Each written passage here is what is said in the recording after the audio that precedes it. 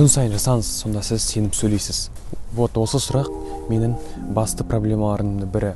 Өйткені ең басты мақсатым ол ютубер болу. Ал қазір сенімді сөйлеу ол мен үшін өте маңызды. Бұрын мен камерадан ұялмай өзім оңай сөйлейтінмін. Ал қазір бұрынғыға қарағанда өте қиын, өйткені бір жыл бойы видео түсірмеген болатын. Ал қазір мен бір сөйлемді 5-6 рет, даже 10 рет түсіремін. Өйткені қазір менің памятім, яғни есте сақтау қабілетім бұрынға қарағанда нашарлау болады. Ендігі видеоларым дубльдары аз болатын болады. Менің рекордым ол 40 минут. Яғни 40 минут ішінде мен 4 минуттық видео жазған болатынмын. Значит, каждый минуттық видеоға 10 минут уақытым кеткен болатын. Вот осы каналда мен ең алғашқы видеомды өте ұзақ түсірген болатынмын. Яғни 1 минуттық видеоны мен 2 сағат бойы түсірдім. Бұның ең басты ошибкам бұл жерде сценарий жаттамау, сценарий жазбау. 2 сағат бойы түсіріп, мен 1 минуттық видеоны алған болатынмын. Ал қазіргі таңда менің результатым өте жақсы.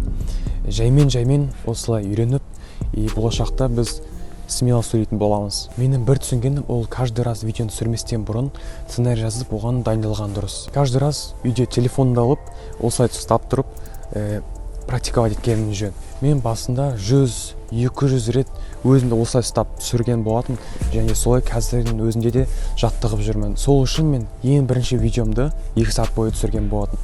Өткен сценарий жазу керектігін қазір оқып тұрмын.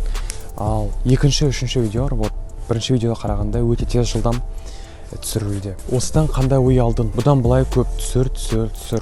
ютубтағы бастаман осы болды. Самый главный нәрсе ол адамға өз ойыңды жеткізе білу. Ендеше қолына телефонды алып түсіре баста. Работаем.